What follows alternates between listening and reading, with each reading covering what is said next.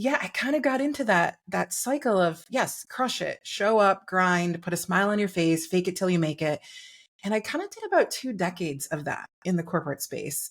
Um, and you're right, those sort of 10x ideas, those, work hard things. I don't think they're all bad, but I do think they tend to lead us down the path of, if you're going to be a leader, if you're going to show up, you really just have to have this giant wall between who you are as a person and how you feel and the work that you do. Welcome to the Leading Lane podcast for real estate pros by real estate pros with your hosts, Ashley Frederick and Stephen Birch. If you're looking for an honest, authentic, and raw perspective, you found it. Well, welcome everyone to the Leading Lane podcast. We are excited to have our friend Valerie Garcia as a guest on our podcast today. I met Valerie, I think it was maybe 3 years ago at a Train the Trainer session in St. Louis. And I think Stephen was maybe a little bit before that. And I've had the chance to follow Valerie. She's a fantastic human. And she recently wrote an amazing book that we're going to talk about today. I've now read it twice, so excited to talk about that and some other things. So Valerie, why don't you tell us a little bit about yourself? Well, thanks for having me. I'm excited to hang out with you guys for a little while today. Yeah. So I'm a public speaker. I'm a storyteller. I'm an author. I have been in the sales and marketing space for over 25 years. And I'm passionate about helping people tell their stories in different ways, whether it's for their business or just for their lives. So yeah, I'm super stoked to have you. So thank you for being here. I know I have a ton of questions that I wanted to ask you, but before we get to my questions, I too have read your book now twice. I've read it, like the old school paperback way, and then also listening to you. And I love hearing your voice when, telling your story. I could just hear the little fun little jokes that you crack in there and whatnot. So I really enjoyed listening to it as well. But let's go into this wonderful book. What is the title? Give us a rundown. Share with the amazing people out there what you are sharing with the world. Yeah, so the book is called We're Gonna Need Cake, Celebrating Authentic Leadership in a Messy World. And I really wrote this book because I do feel like we should celebrate the mess. I think we are all messy. Every one of us is in the mess every day. It's been really interesting hearing the reactions to the word mess. So we'll come back to that. But it was really, this book came out of my own journey, kind of through the mess of the last 4 or 5 years of my life, and the lessons that I learned, and how I relay those lessons into my business and into my relationships and the world. And I just really felt like we needed a lighthearted look at leadership through the lens of, hey, it's not all hustle and crush it and fancy and all the things that we've maybe necessarily been told for decades in business, that it doesn't have to be so black and white in terms of leadership and mess at work. So, when going through this, and I know you made a post a while back ago about, this kind of cringy, and I'm paraphrasing here, so correct my terminology here, but this cringy words and whatnot that people are using, grind and hustle harder and 10x. And, when I first got into leadership and growing a team, I read the book 10x by Grant Cardone, and it really resonated with me then, because it was exactly what I was doing, being louder than everybody else, going. But then there's also this ick to this 10x, and I think that he serves his purpose, don't get me wrong, but if I would have had your book when I first started in leadership, and showing that I don't have to have this wall up constantly, this ball of concrete, that my life is perfect, and showing vulnerability in emotions. And I want to get into some of this aspect of, you talk a lot about authenticity and being vulnerable and showing emotions. Emotions are not bad in the workplace. Can you elaborate a little bit more on that?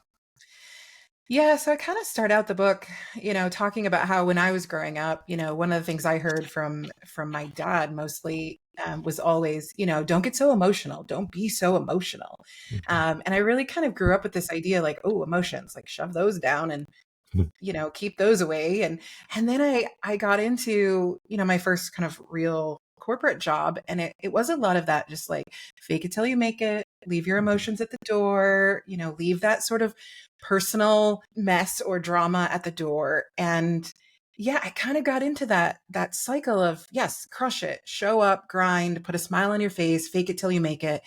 And I kind of did about 2 decades of that in the corporate space. And you're right, those sort of 10x ideas, those, work hard things. I don't think they're all bad, but I do think they tend to lead us down the path of, if you're going to be a leader, if you're going to show up, you really just have to have this giant wall between who you are as a person and how you feel and the work that you do.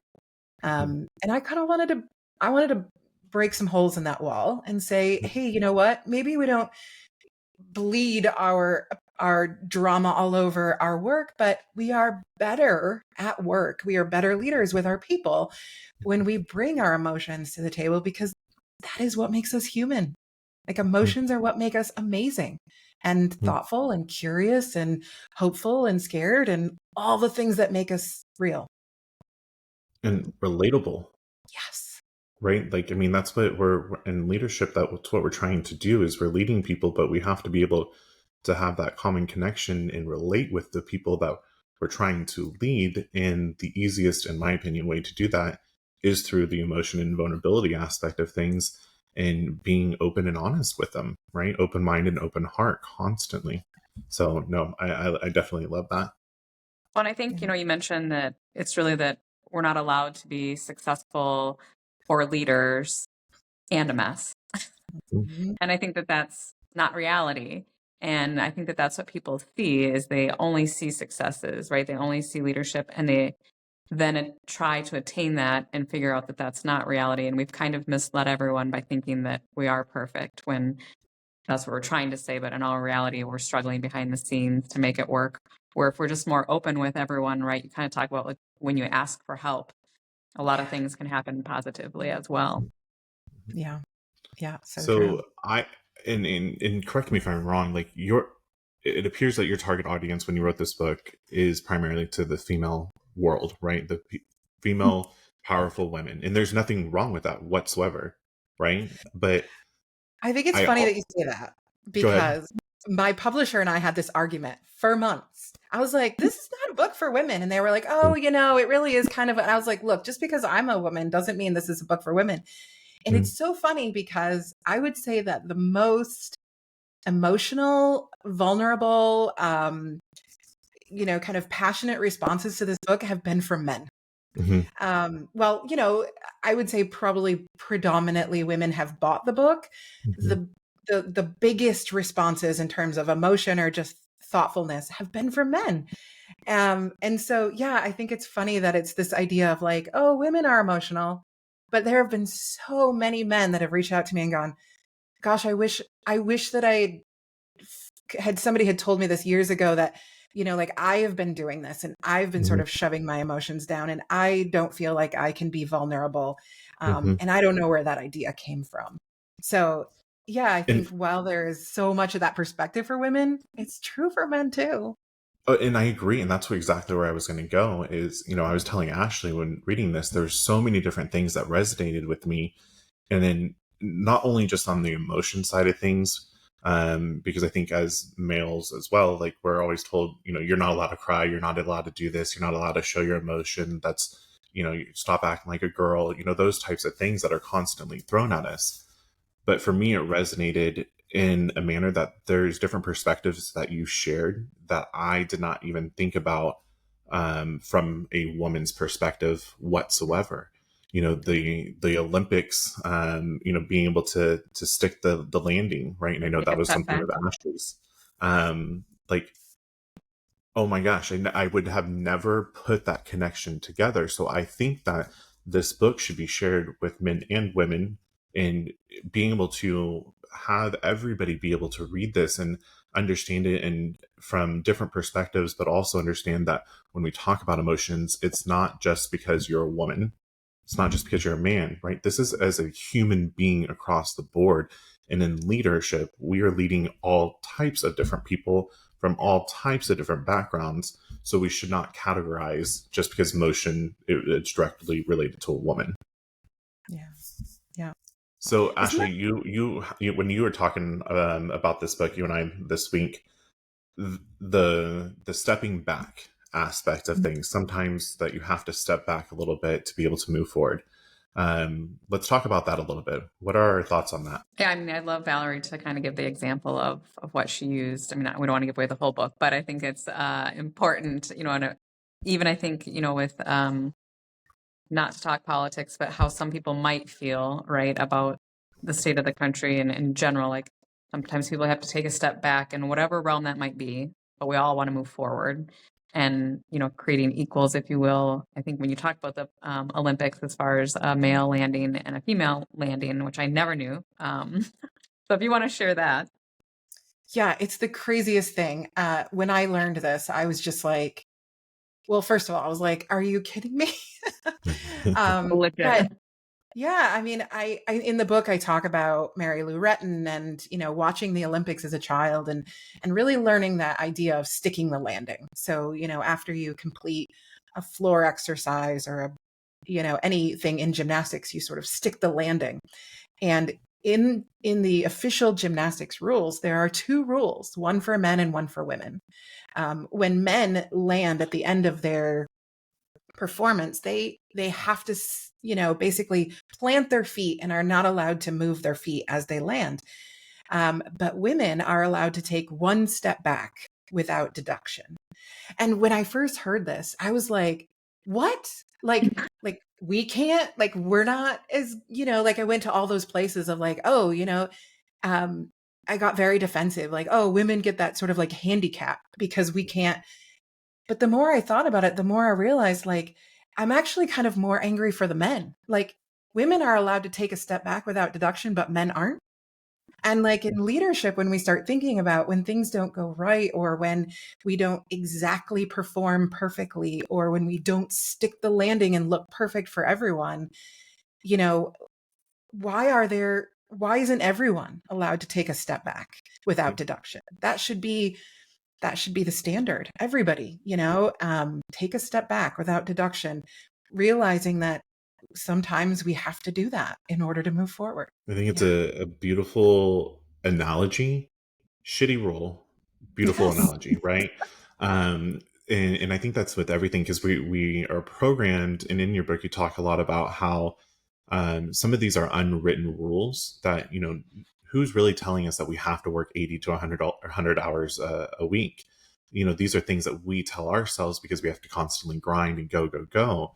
But this unwritten rule has now put us to where it's completely unacceptable to even slow down a little bit. And I honestly think when you slow down in business and in life, that's where the inspiration comes from. That's where the creativity comes from. And really, that's when I think you speed up really quickly thereafter, because you have that opportunity to be able to slow down and reflect. So I think it's a great way to explain that it's not a bad way to be able to do it, but also it's this uncertainty and rule that we are putting on ourselves, while also there's outside influences that are putting these rules onto us as well, limiting us. So Yeah. In your book, you also shared, and let me give you a little bit of background here. Like Ashley and I always talk about these old rich white men. And we, economic development, we're in small rural America towns, very similar. And we always talk about these old rich white men that never want to change.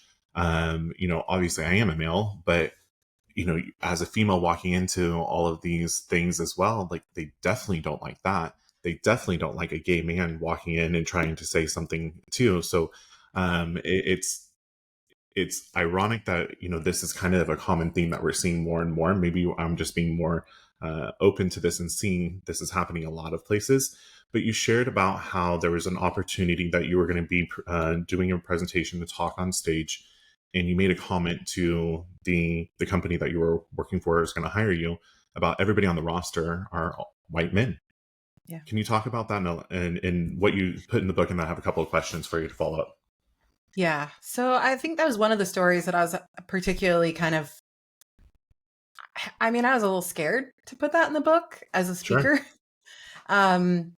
But it happens a lot where in this case, the story I shared in the book, I had signed a contract. I had not, they were just building the agenda, the roster of speakers. And when the agenda came out, it was a vast array of, first of all, no one on the roster was below, 40. Everyone was white. Everyone was older.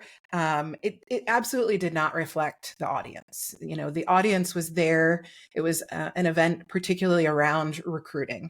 Mm-hmm. And so, when I think of recruiting, I'm thinking we're not all just hiring in a mirror, hopefully, that we are looking for diversity of thought and experience and,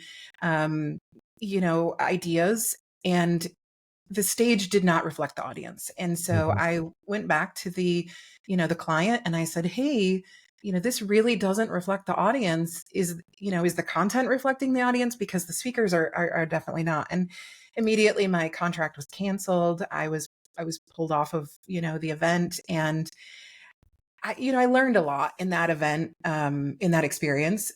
And now I approach it very differently. So instead of saying, hey, this doesn't reflect the audience, I say, hey, I would love to suggest to you a couple of people that are, I think would, really add some depth to this roster. But yeah, I think it's a, I know, I love that you say old, rich white men. I usually say stale, male, and pale. I love But That's probably a little bit more politically correct. I like but Valerie's term. I don't think it's, and I know there are probably men that are listening to this that have immediately gone like, not, but it doesn't matter what the group is, there needs to be, I feel there always should be diversity of thought, experience, ideas, opinions, backgrounds, because it makes it richer, more nuanced, more creative. You literally cannot get to breakthrough without challenge. It's basic psychology. If we are always in comfort, we are never growing. And so if we are building environments for ourselves through events or education or speakers or leadership teams or whatever, where we are always in comfort because we are never challenged on our opinions or our thoughts, we are never growing. And so, yeah, that was definitely one of those experiences where I learned, rather than say, hey, we have a potential challenge here, here are some solutions. But, it's an ongoing battle. Did you find, I hear like some of the, like you've learned from that opportunity, but did you feel empowered though, that like you're standing up for people that maybe don't have a voice? Did you feel empowered, and how does that move forward to, these are sometimes uncomfortable conversations to be had with people.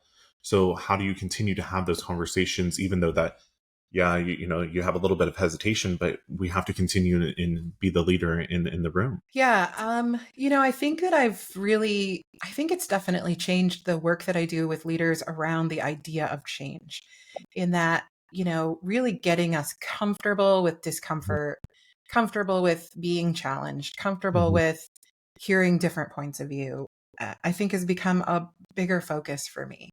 I think a lot of people are like, hey, I'm just going to surround myself with people who say the things that I love to hear, because then I'm going to clap and they're going to get a standing ovation. And I think we do that a lot at bigger events. We tend to book the same speakers because people love them.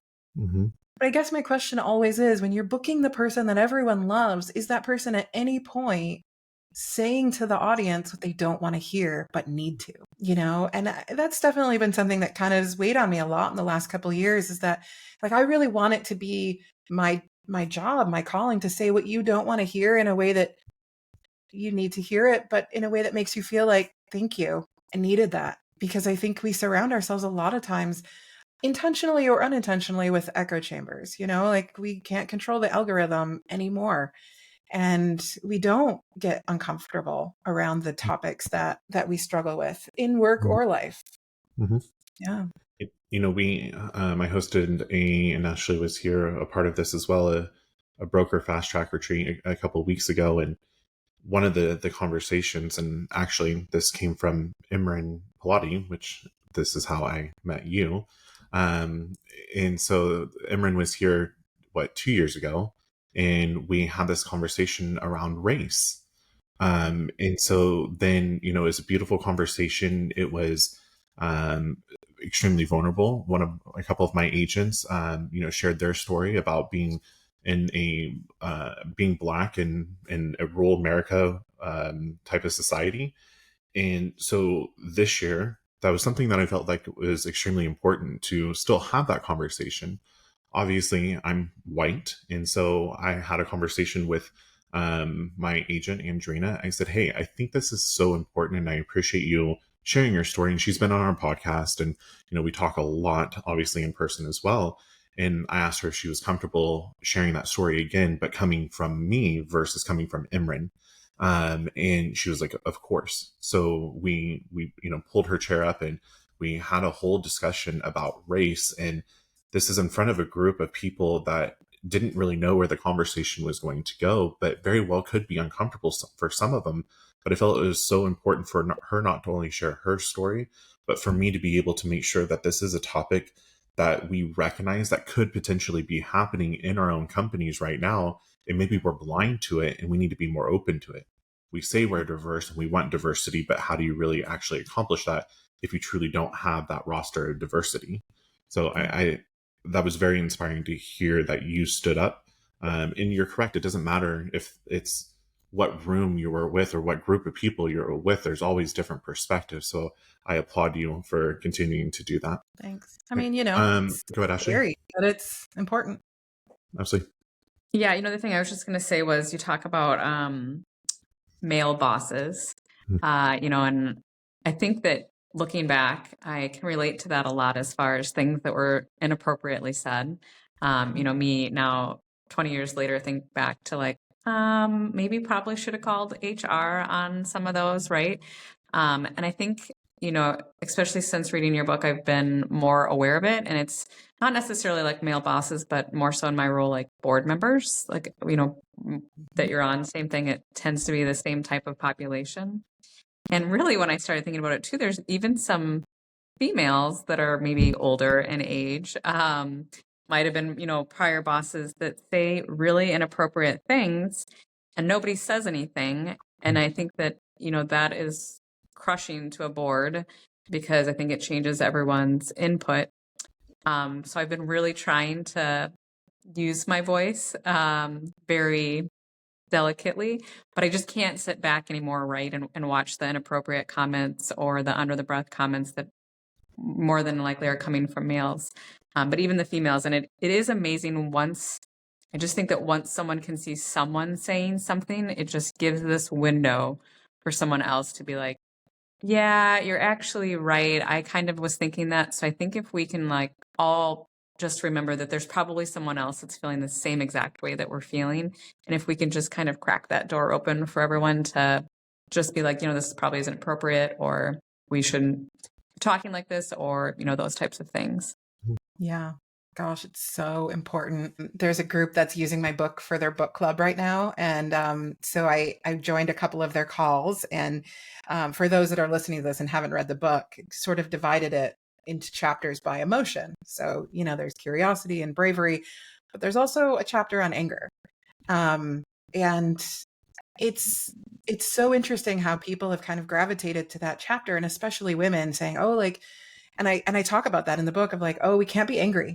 That the angry woman, it's a whole stereotype, but anger is critical in terms of, solving conflict. Anger is critical in terms of moving forward. We actually can't solve problems if we don't get angry enough about them to do something. And, how often do we kind of avoid anger? I can't get angry. I don't want to show, I don't want to be angry. I don't want to get, but it's so critical for us to have that anger towards the things we should be angry towards. You Mm-hmm. know, you should be angry when somebody speaks to you in a way that is absolutely not professional or acceptable. We should be like, oh, anger is my body's warning signal to be like, nope, boundary, Mm-hmm. right? Anger is a boundary setting emotion, and boundaries are so important in leadership. So yeah, I love that that chapter is resonating, because that was one of the hardest chapters to write, because I kept thinking, no, like we can't be angry. And then I'm like, I'm actually angry about saying we can't be angry. And Mm-hmm. yeah, it was a breakthrough chapter for sure for me too. And I love how you put in there in position that then you grieve, right? The being able to, I think, and I'm paraphrasing here, the unfolding, the grieving process, and it's never just a okay, you're done emotion. This is a forever type of emotion that you're going to be experiencing. And for me, I didn't realize until I read your book of the emotion grief, and I had a restaurant that failed, right? Mhm. And then, I was angry, and there's things that now still kind of spark, this anger, but it's this grief that I'm going through, but it's also this experience now that I can turn around and reflect and know that that's where I don't want to go, and identify the things that I did do wrong and that I could do better, and even identify the things out of that failure that I did extremely well. So realizing that that's not just because of that one situation, I can't package that all up and put a bow of just anger on it forever. This is something that I can pull out on multiple different aspects, and it's something that I'm going to be able to experience for the rest of my life. And just at these times that we have no clue when this emotion is going to come through and hit us. So that Yeah, really resonated with me, and I think that these negative fear, grieving, they're negative, but really they're not negative. that's right. They're the process they're going through, and to get you through your journey. And I think that's beautifully written to explain how you go through that, and you're never truly out of that spiral. It's always a constant mess at one point or another, just different uncharted territories. Yeah. So, Yeah. So true. Ashley, what questions do you have? I have a couple other. I have three specifically that I wrote down that I wanted to talk about. Right. One of the things I wrote down was you're not for everyone. We'll leave some people behind as we grow. And it just really resonated with me because Stephen and I talk about that a lot. And I think that, you obviously talk about it. I think with leadership, when you change your circles, there is this struggle of wanting to, be connected to the past and your people. But in all reality, I kind of refer to it as the crab bucket, right? Where like people are just pulling you back down. So, can you talk to us a little bit about just what that's meant for you as far as moving forward and realizing the past is the past for some of those people? Gosh, yes. Like this has been a hard one for me. I have been a people pleaser my whole life. I'm the oldest daughter. Um, I have been this person that's always been like, I just want to make everybody happy. I just want to take care of everybody. And when I got into corporate training and public speaking, I tell the story in the book how there's always that one person, right, in the room that's like sitting there with their arms crossed, like, and you can just see it on their face that they're like, nope, I'm not buying any of this. And, early on in my career, I used to just turn cartwheels to try and make that person happy. I would forget the other 99 people in the room, and I would put all of my focus on that one person, just like, gosh, if I can win them over, I've done my job. And then I think I tell the story in the book about how one day I got the, reviews back from a group, and they, somebody had said, oh, like she spent all of her time trying to convince that one person that was never going to get it at the expense of everyone else. Hmm. And I just remember that being like, whoa, that was one of those moments where I was like, oh, and I really had to sit with that and realize, yes, I was doing that. I was like, just if I can win over the one hater, I win. But no, I mean, I was actually failing everyone else. And, it was this lesson of I'm not for everyone. And in fact, it's exhausting to try and be for everyone. Yes. And, I would much rather be all in with a few people who absolutely one of the things I always say is like, your goal is not to be for everyone. Your goal is to be the right fit, the absolute right fit for a few. And I think in leadership we can, or just, work or our lives, we can focus so much on just like, I don't want to make anybody unhappy. I don't want anyone to hate me. And oh my gosh, am I feeling that today? Because I've said a few things on social media lately about my disappointment in the way things have gone the last few days, or, my views on how humans should be treating each other. And I've had some people, that have really come back and gone like, oh, hard line for me. And I'm like, bye. Like, okay, I'm never going to win you over. And also, I'm not going to twist myself inside out and pretend to be somebody different to make you love me. And it's okay.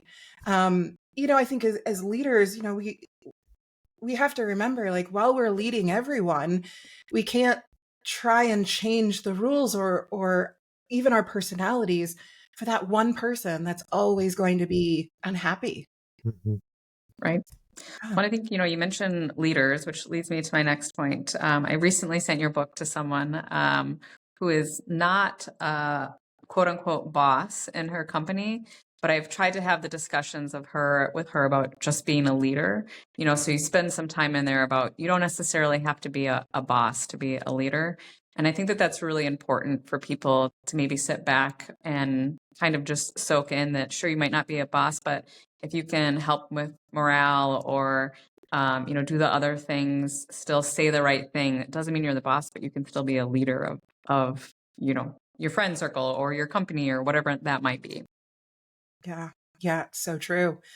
I think we all have that responsibility to lead in whatever circles we're in. I think we have, a responsibility to stand up for what we think is right. And it's so true. I mean, we've all had bosses that were not leaders.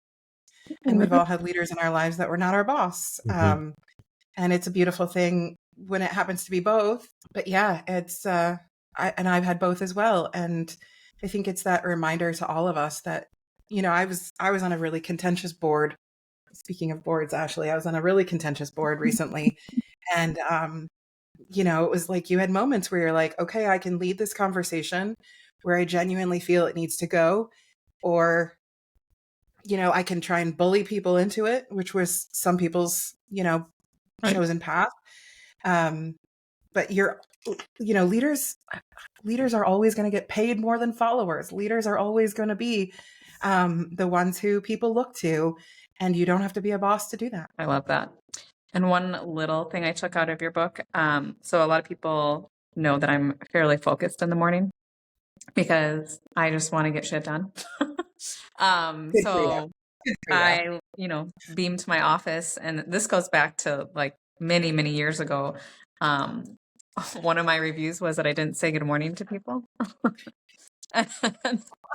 Oh, I know where you're going with this one. Yeah. But right, and it's just so funny how we all interpret that differently, right?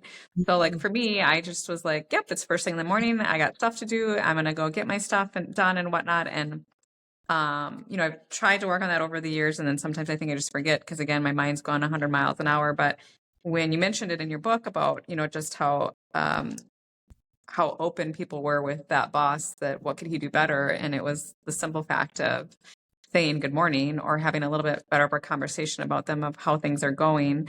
And I think that that's like one really big takeaway from the book that I hope that other people would find is amazing what that will do for morale, is just saying good morning or asking how their weekend was. And I just think about how many times that's come up in my past that people say that I don't engage them enough. So it is sometimes personality, right? But it is being aware of how it could be perceived by others, even though, just like in the book, was never his intention.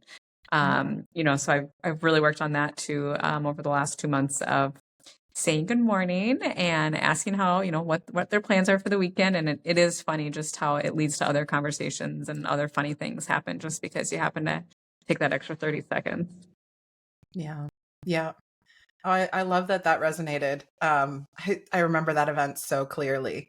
And, ultimately it wasn't even the good morning. It was the fact that, that boss really took the time to listen to the feedback and took action on it. But yeah, I think, we have so many moments like that sometimes we don't realize what we're doing. Like we think, oh, I'm just doing the thing. Right. it's kind of a beautiful thing to do that self-reflection. I have those moments too. Love it. So I'm going to kind of go maybe a little bit of a different direction. You've been sharing a lot on Facebook about, your grandmother and things about, what's going on in life. And I think that, and I can relate with this, and I think it's probably why it's so fresh in my mind, because my grandmother too is going through some health stuff right now, and it's scary, right? And so my team this week, we're rolling out Raise. We're now going to SkySlope from DocuSign transaction rooms. Our forms have been a hot mess. Ending our lawsuit as a whole is a shit show, right? Like all of these things that are happening, and we have no control.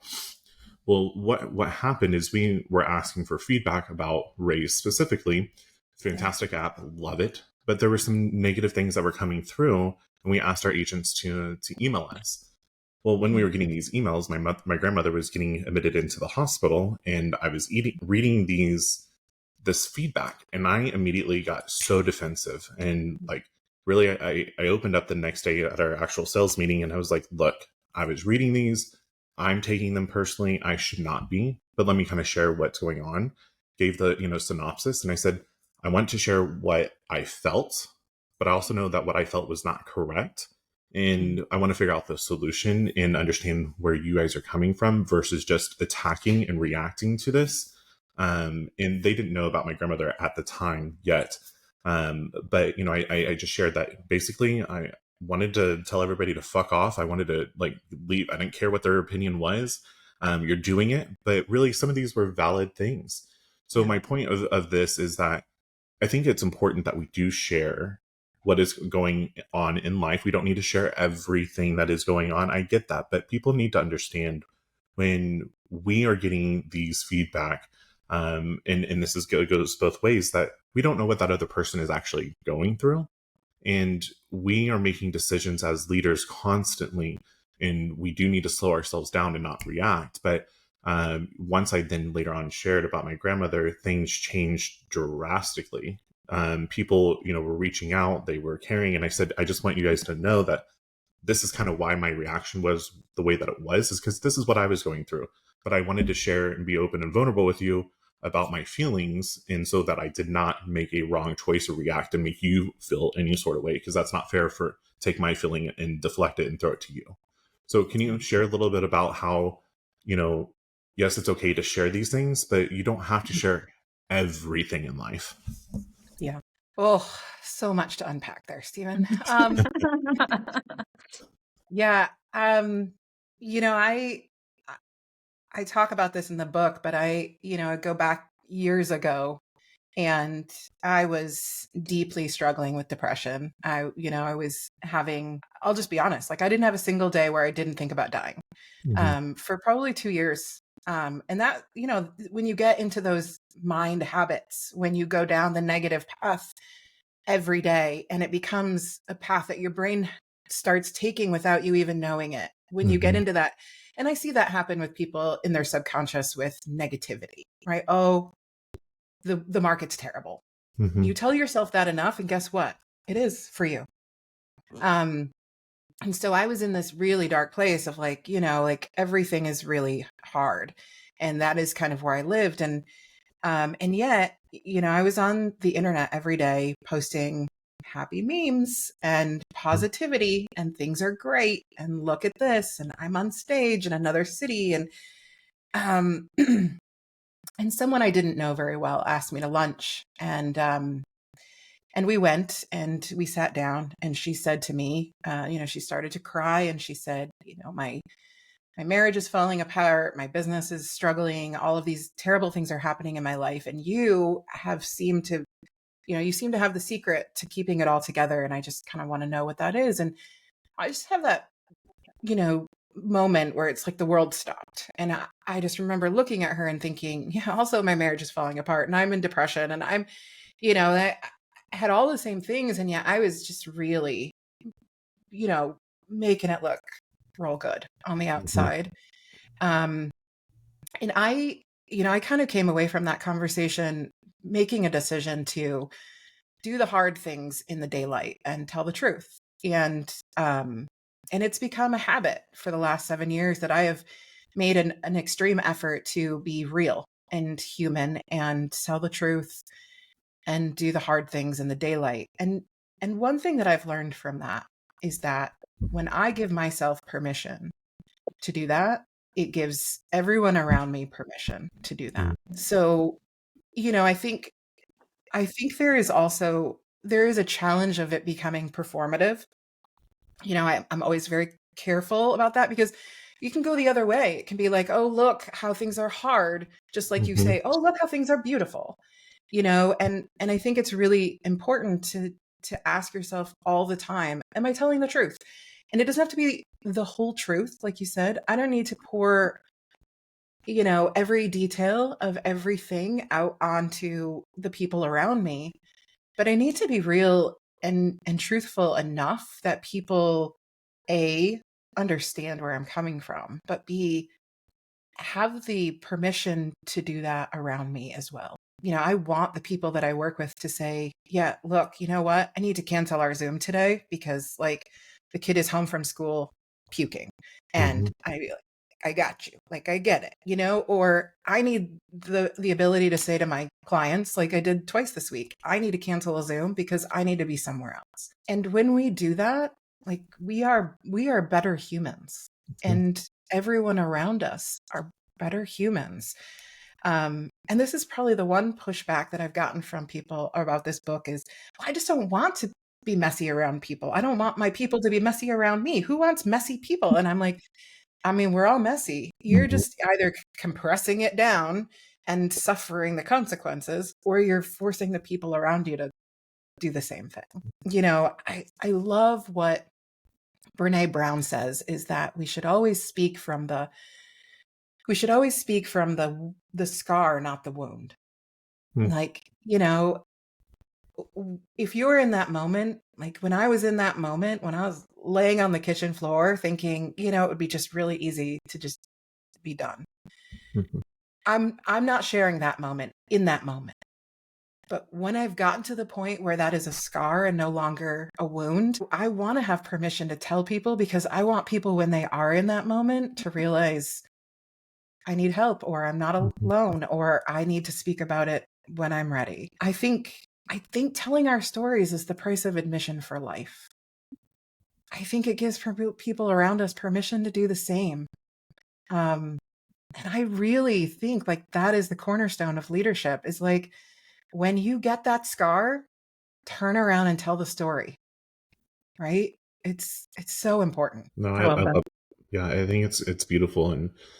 And I've learned because, 5 years ago, me would have just bottled everything up and just would have just kept everything. And, I probably was more so than the boss and dictator of like, this is how it's going to be. And let me lay down the law to where, now that I have learned to be able to share the stories and share the insights and allow people to be able to see that I'm not perfect and I'm here to lift people up and I need people to lift me up because I'm there to lift other people up too.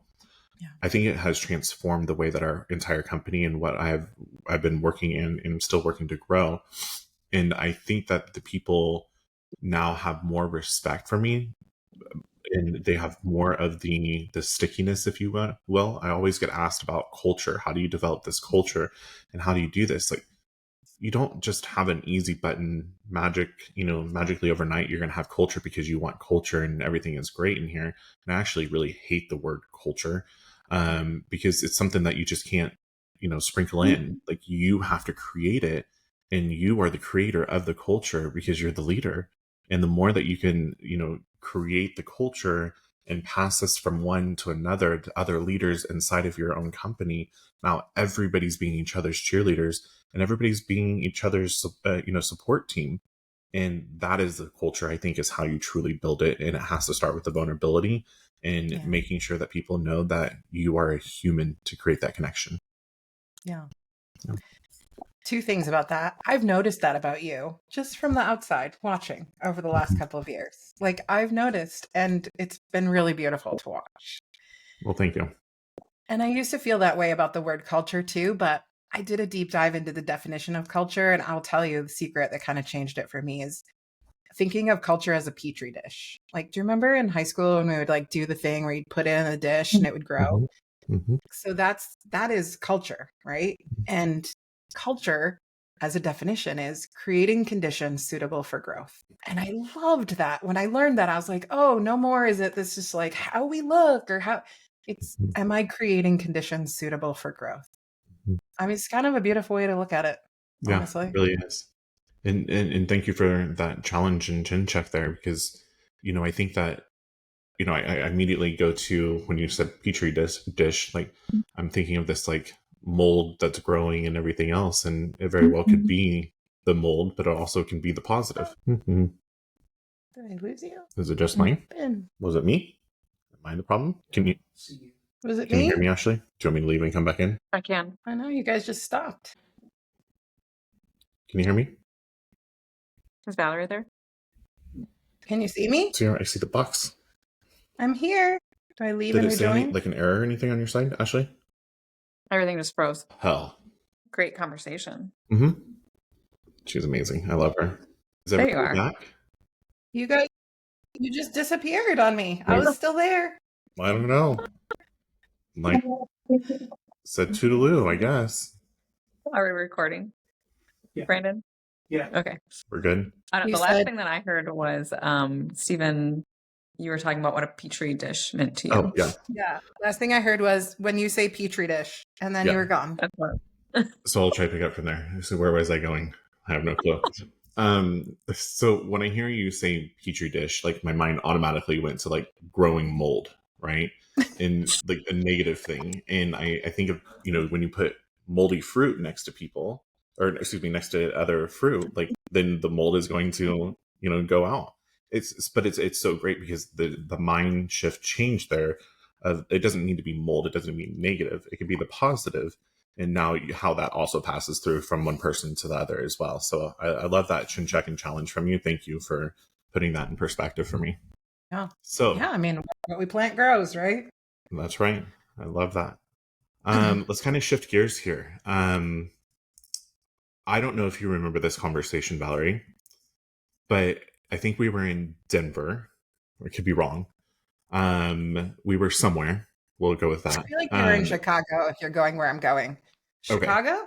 It doesn't matter. It may have been Chicago because you spoke on stage, and then you and I kind of chatted a little bit, and then we met at a bar. I was at a bar, and I don't know if I messaged you, you messaged me, whatever else. And I don't remember exactly what the conversations were. I do remember I was drinking a dirty martini with Grey Goose and blue cheese olives, though. And I said, I envy and thank you for sharing your story. Like, I really connected with you, and I wish that I could do that. And you shared some insight of what you need to be able to do or what I should do. And, I remember back then I was like, I can never be able to do this. But I want to thank you for taking the time to have that conversation and share your story and encourage to share my story, because I'm now doing that as well. So as you said, you've been watching me. I've been a huge cheerleader of yours and advocate, and love watching everything that you do. And over these years, there's so many different things that you have done and posted and spoke about and wrote about that really have inspired me to continue on and share my story. So thank you for everything that you do. But do you remember that conversation? I do remember that conversation. And it's so funny. I have a lot of those conversations where people come up and go, I wish I could do that. And I always say, you can. You just have to start. You have to just start speaking. Yeah. I think a lot of people think there's some, secret society or permission slip that has to be signed, but it's not true. Like, you just start telling your story. And I'm so proud of you for running with that. And it's been fun to watch, because so many people say that and then never do anything about it or never do anything with it. And, the world needs more. The world needs more Stevens. The world needs more people, that will tell a real human story. That. And, this just echoes what we have been talking about too, as far as the people that you're surrounding yourself around, right? Mm. Because of Imran, I now have the pleasure of knowing Valerie. because of Imran, it led me to another connection with, Rebecca Mountain, which then led me to Ashley. And these people that you constantly elevate yourself with and aspire to be and want to learn from, and are open to challenges, and you have to be open to challenges as well from them, that have nothing but love and want you to do great.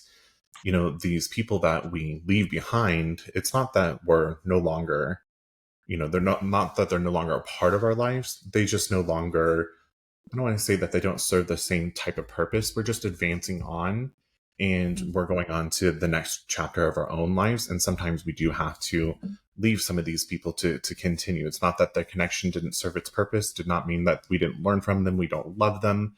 It just means that we're looking to go a different direction. So for somebody that is trying to get out there and speak more and, do these types of things, you've already done this. How do people get on stages? How do they, write a book? And I kind of have a feeling of what you're going to say. But what advice would you give somebody like me and other people that are out there trying to share their story? Yeah, great questions. I always tell people getting on stage is actually the easy part. I could make a couple calls today and get anybody on a stage. Mm. It's what you're going to say when you get there. Mm-hmm. I think the more important thing is, people say, oh, I'd love to be a speaker. And, they kind of see that like glamorous looking outside of it, like, oh, you're jetting off to another city, when in reality, it's a lot of airports and Radissons and whatever, like, but, they go, oh, if, I would love to speak. And I think, great. What do you want to say? What do you really think the world needs to hear? And how do you uniquely want to tell that story? And, what do you want the result to be? And when I run into somebody that goes, oh, I'd really love to be a speaker, and I ask those questions, when people have a response immediately, like, well, I would love to tell them this and how I learned this, and I want them to go away feeling, I'm like, yeah, right. Like you're halfway there. It's the people that say, oh, I'd love to speak, or I'd love to write a book. And I go, about what? Like, what do you want to say? And they're like, oh, I don't know. That's the bigger question. That's always the bigger question. And so, my best advice always is what do you want to say? What do you want the result of that story to be? What do you want the lesson to be? And how do you want to change the person who's hearing it? And when you can answer that, you just start talking, you just start writing a blog, you just start a Substack, you start making a video, and you start telling people that that's what you want to do. And you'd be surprised how many people will make it happen with you, not for you, but with you. When I finally made the decision I was going to write a book, I got on Facebook and I said, I'm writing a book. Well, guess what? I hadn't started it at that point, but now every single person I talked to, what they said was, how's the book coming?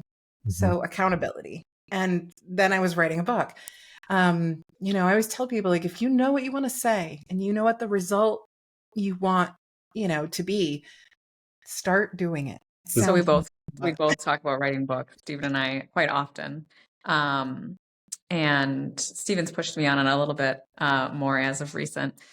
So after our last trip, I actually just started writing down it's literally like one word, like something that happened that would resonate. And right, my goal is to empower people with stories of triumph and whatnot. I think what I struggle with is like how to put it all together, like how that makes sense, or is that where an editor comes in, and how do you find editors? Like how does it come so that it looks like fantastic, like your book made complete sense from beginning to end? I feel like mine is a scattered diagram. Oh, I could show you my first diagram. It's giant sticky notes with things everywhere. Ali Fallon is an author. She has a beautiful process that really helped me. She sits down and she actually does book mapping as her job with people. But her process is actually so interesting. She starts with 1 million sticky notes and either a big blank wall or a floor. She actually prefers a floor.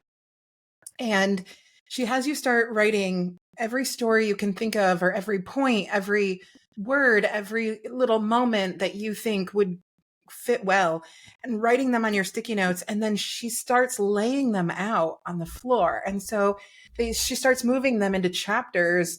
This story goes to this chapter. And after a while, like she works with someone for maybe 2 or 3 days, they'll map out an entire book on the floor. And I used that process too. I started sitting down and going, I have this little story and I want to share that. And I have this point and I have this quote and I have this memory and I have this thing. And I started just, kind of plopping in them into like sections. And after a while, it started making sense. And then I wrote a book proposal. So typically, if you are not self-publishing, you're going to need a book proposal. And a book proposal is essentially just kind of a pitch, a resume for the book. This is what it is. This is who it's for. This is what I want it to achieve. And then here's the layout of the table of contents and some of the pieces that are going to go in there. And then here's a sample chapter or an introduction. And that's really where I got a book coach involved. So I worked with a publisher and they set me up with a book coach. And she essentially walked me through that whole process of putting a proposal together. And once you have a good 30-page proposal for a book, your ideas start to get real clear. And I will tell you, my original, idea for my book coach came back and said, yeah, these 2 chapters are the whole book. And I was like, no, but I've got like 17 ideas here. And she's like, yeah, but these 2 chapters, whole book. And that's where editors are really helpful, because we think as humans, we tend to be like, well, I got to put it all in. Well, all ideas do not make the first book. And when you're done, you tend to find, oh gosh, I could write many more books with all the things that didn't make it into the first book. So start with as much as you have. And then what a great editor will help you do is sort of start pulling pieces out and saying, this is beautiful, but it doesn't fit, or it detracts from the message. So yeah, a great book coach or editor will really help you. But the first step is just throw it all in there and start coming up with all the things that you want to say. And sometimes it's pulling pieces from like things you've posted on social media or blogs you've written or notes you've written to other people. And it's going to look messy in the beginning. It's going to look messy for a good long time. And that's okay. Did you have like beta readers, or like once it was kind of through, like, did you give it out to people to critique, or how did you work through that? Yeah, in the book world, they call those ARCs, advanced reader copies. And so there's a whole world for ARCs out there, where there are people that are professional advanced reader copies.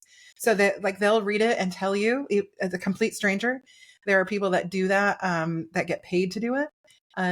I had a couple of people that I sort of floated it to, and then I had 8 people that I'd sort of handpicked that were really, really important to me. And I thought also very objective, like, I guess, like, and I asked them, kind of asked them to read it and then give me some feedback. And yeah, that was scary. Because, at that point, you're asking people that you really care about to read your words and your thoughts. And then at some point you have to let it go, and you have to realize there will be people that go, I gave it a 2, and then there are people that are like, I read it twice and I loved it. So yeah, it's an interesting process, but I think everyone should do it. I think you learn a lot about yourself. How did you feel about the Audible part? Because I know that some people, like, I'm like a full-on Audible, like I don't read books, like, because it's like I'm driving or whatnot, right? And I know like Stephen is very opposite and likes to highlight in those types of things. So was it automatic that you thought that you would do Audible, or did it come during the process, or what were your thoughts around that? No, my publisher basically told me I had to. I'd never listened. I'd never listened to an Audible in my life. I didn't even have Audible. I'm just so glad that, I love that it's your voice, though, because I can't stand listening to audibles of like someone else reading someone else's book. Like I could feel like yourself through it. So I really appreciate that. Well, so that was a question I asked about 2 years ago on Facebook when my publisher was like, "All right, what are we doing about Audible?" And I was like, "Do I have to?" And she was like, "Yes." And so then I asked on Facebook, what do you guys think about audiobooks? And I overwhelmingly, everyone's like, "Oh, I like it when the author reads their own book." Mhm. So I was like, "Okay, I'm going to do this." And I'd never listened to an audiobook before, and I didn't even know, like, there are, some of like music and intros and voices and and so funny story, I recorded the audiobook in my walk-in closet.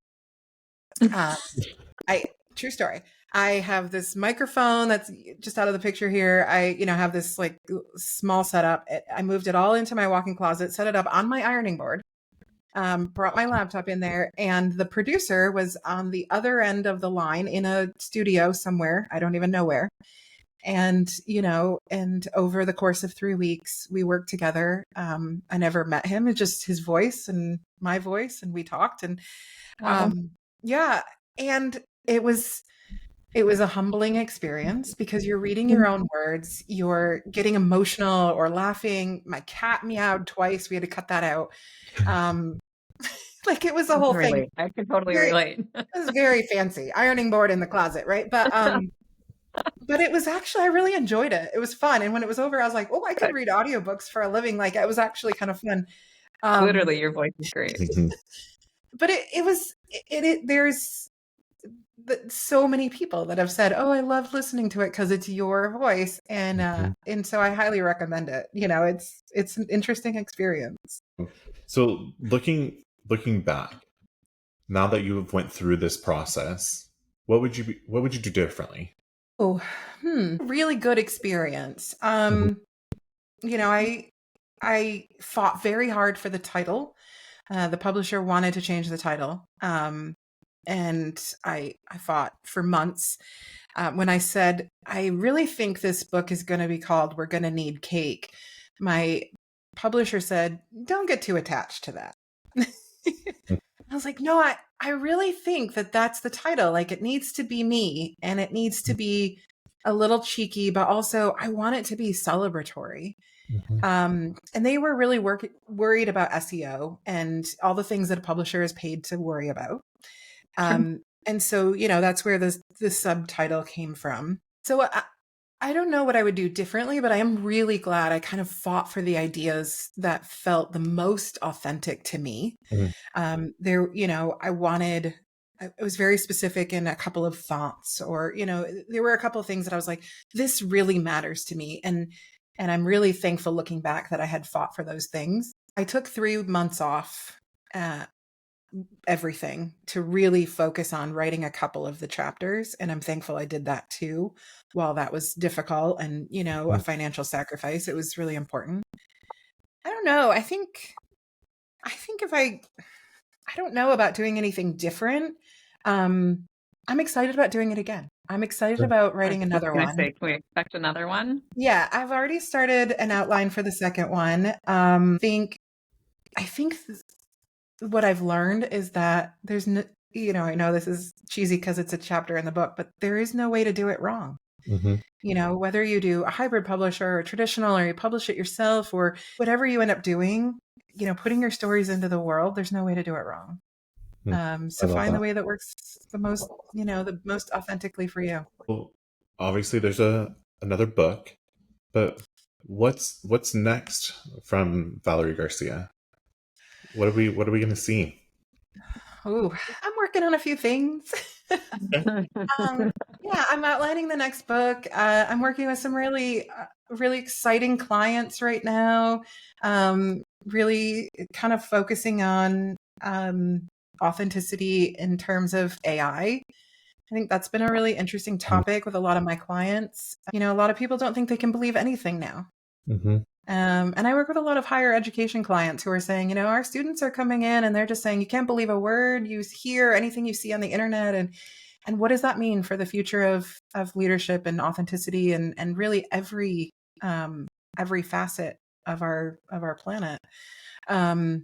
So I'm kind of excited about that. And I'm launching a fun camp for January, and I got a few things up my sleeve.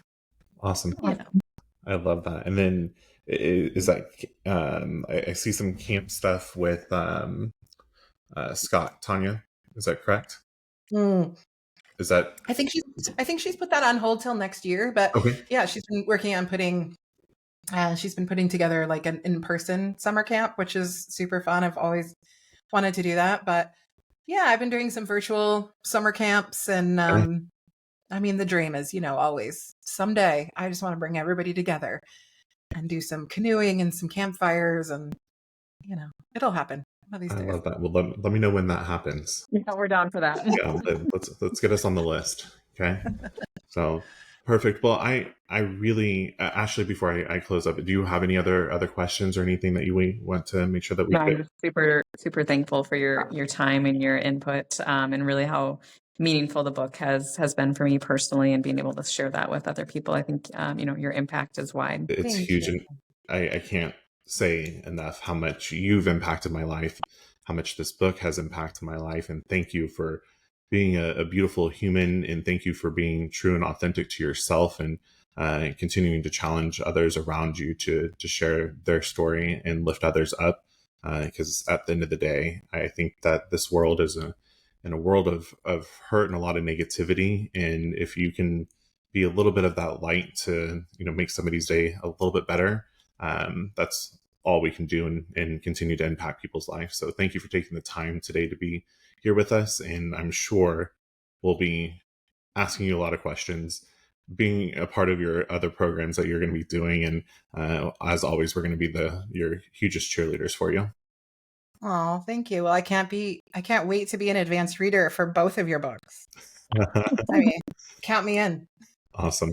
Thank you. Well, if anybody wanted to get a hold of you for anything of your services or booking for speaking or anything else, how would they get in contact with you? Yep, super easy. My website is valeriegarcia.com. You'll find all my socials on there. Yeah, I'm easy to Perfect. find. Awesome. Well, thank you, and go out and make the world a beautiful place. If you've enjoyed today's episode, please like, subscribe, and share with others. Stay connected for more genuine insights and strategies to boost your real estate career on Facebook, or check out our website. We'll see you next time.